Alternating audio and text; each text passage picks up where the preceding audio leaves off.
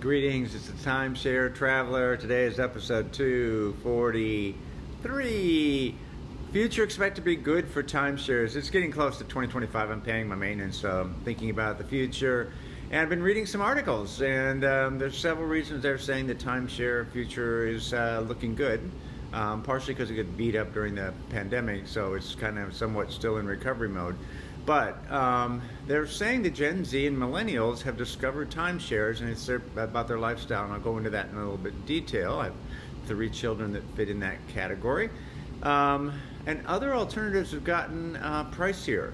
So I'll go into that in detail. And then again, the boomer generation is retired and traveling, so that's been a boom and continuing to be so. And then lastly, there's inventory consolidation, and that plays a role in the fact that each timeshare company is a little bigger and offers a little bit more. Anyway, let me jump right into the Gen Z and Millennials. All right, so let's talk a little bit about Gen Z and Millennials discover timeshares. I think it's also just getting older, and so tired of being crammed into hotel rooms, and they often is working from home is more popular in that generation. In fact, they grew up kind of with that as an option with the sort of 2000 when the dot-com boom was happening, and all the other things. So many have also switched their careers to work from home because they like the flexibility. It's just something that built into that generation that was not available to prior generations, and they've taken advantage of it. Good for them. There's a bucket list travel and resurgence because of sort of the work from home and that. Age groups are having kids a little bit later, and when they do have kids, they realize that having a nice room is nice. And they grew up often staying in timeshares with their parents, so they're familiar with the lifestyle. And what I was reading is they're talking about the difference in generations. One of the things they say about this generation, which is more true, is that they value experiences over more so than their prior generations. And again, the last thing, which was tied to the first, which is remote workers tend to travel more because they can work remote and might as well travel and take care of your bucket list. So there's a whole bunch of Gen Z and Millennials discovering timeshares now. Let me now talk about the competitors to timeshares and what's happening to them. So the other alternatives have gotten pricier. And here's the thing, it seems like hotel prices seem to be rising faster than timeshare maintenance. Now, I don't know if this is because of how much of this is due to coming out of the pandemic, how much this is generally true for timeshares, but the maintenance fees on timeshares, I'm seeing 6 to 8%. And what I was reading about was hotels are about well into the double-digit increases year over year. And again, it's hard. The only thing that's the question there is whether they'll continue given the costs of the pandemic bounce back. The other thing is timeshares have more room than hotels, so if you can get a similar maintenance fee but have a much bigger room, obviously that would be a better travel experience. The other thing that's been happening is it's kind of like the Airbnb and VRBO were very popular. It's just like everything that's new, all of a sudden there's regulations that start to come into play. And what's really happening on the Airbnb and VRBO is a lot of cities are restricting the number of licenses they give out. I know in Napa, which is where I live, there's like none. The other thing is the cities have passed, are charging the Airbnbs room taxes. So they treat it like a hotel, and so that makes the cost go up, which gets passed right on to the consumer. So it's the prices are going up, and I'm not saying it's not attractive. It's just the prices have gone up, so it makes timeshares look a little simpler. And cleaning fees, the other thing, have gone up just because of low unemployment and so forth. Whereas the timeshares tend to have full-time staff as opposed to having a contract. And when you have your own business and you just have one house, you have one Airbnb, you're hiring temporary staff, which tends to cost more. So again, higher costs passed on to the consumer. Next up, I wanted to mention that the boomers are retired now and traveling, and they're enjoying the travel in their retirement years.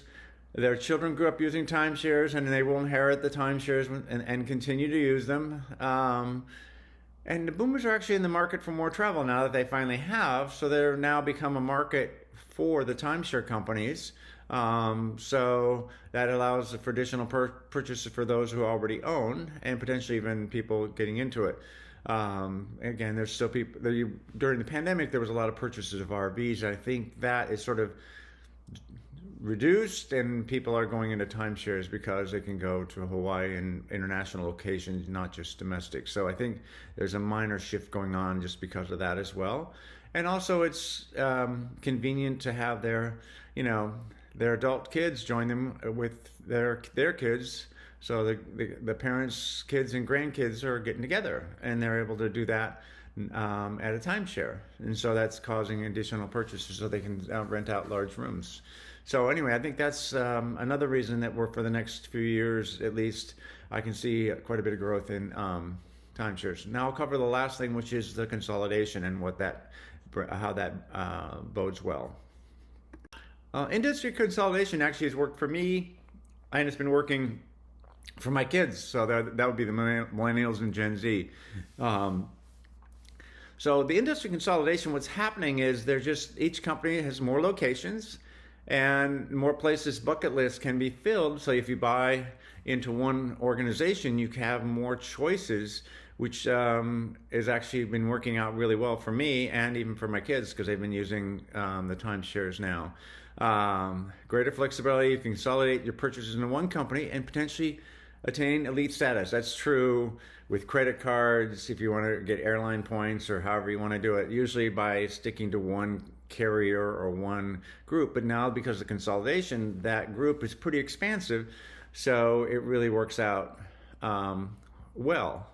So there's also greater flexibility in the sense that you can connect to the hotels. So often you pay your maintenance with your credit cards that are tied to the hotels, so you end up with points, and so you can throw in a weekend getaway or various other things. So industry consolidation means there's a lot more choices. You can use the timeshares in more locations, which ends up generating more credit card usage, which ends up with more hotel points and so forth.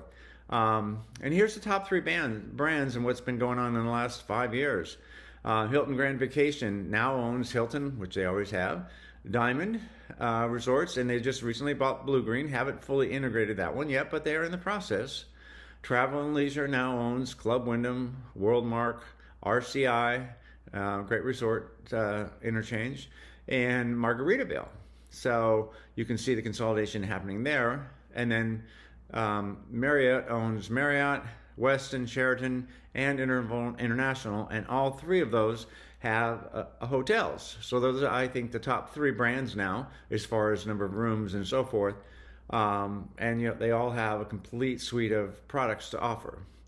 Hope this video was helpful. Don't forget to give it a like. Don't forget to subscribe if you haven't. And I'm going to tell you a little bit about my channel following this slide. Hi, this is Cliff, and I'm the Timeshare Traveler. Welcome to my channel. The purpose of my channel is to educate those who love traveling in timeshares. I've been an owner for 15 plus years at timeshare ownership. I have elite ownership with Marriott, Hilton, and Worldmark. I have published over 100 timeshare video reviews, and I've published over 95 timeshare tips. I can be found on Facebook at Timeshare Trav, at Twitter Timeshare Trav, and on the web at www.timesharetraveler.com.